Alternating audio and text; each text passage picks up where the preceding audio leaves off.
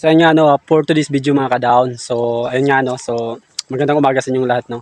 So ako nga pala ay gagawa ngayon ng content. So ang gagawin kong content ay ipaprank natin si mama. Na kunwari sumahod na tayo sa Facebook. So bali ang sinahod ko nga pala kunwari sa Facebook ay 10,000. So hawak ko na siya ngayon.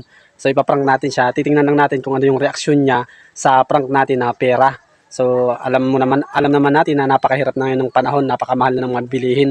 So ngayon ipaprank natin siya na pampagaan din sa loob na parang akala niya nagsahod na tayo pero ang totoo wala pa. So ito ay hiniram ko lang. So ipaprank natin, titingnan natin kung ano yung reaksyon niya, kung matutuwa ba siya o tuwang-tuwa ba talaga.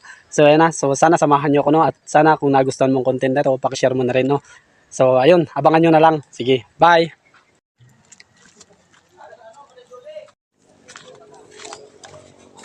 May? May? May?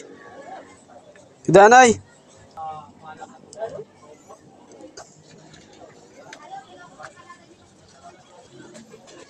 Hindi na, kay total, dako manan nabulig mo sa akon dati.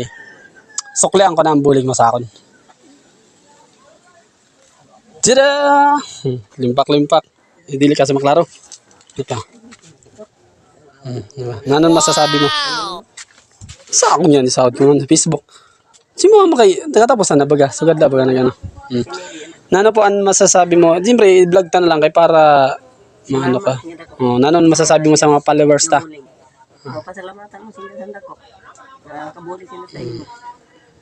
Nagpapasalamat nga pala daw si mama. Sa mga followers mo. So, ano no? So, ibibigyan na natin yung pera kay mama no kasi malaking tulong na to para sa kanya. Sahod natin sa Facebook. Dito din si Papa. Ano masasabi mo pa sa followers ta? Na meron na tayong pera. Hindi si Papa makapaniwala, si Papa. So ito ibibigyan natin to kay mama no. Paano kayo? Pasalamat lang sa mga followers. So na binigay na nga natin no. So bilangin mo kung pera.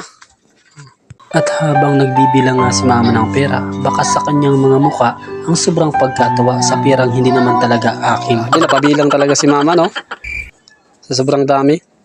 10. Yun nga.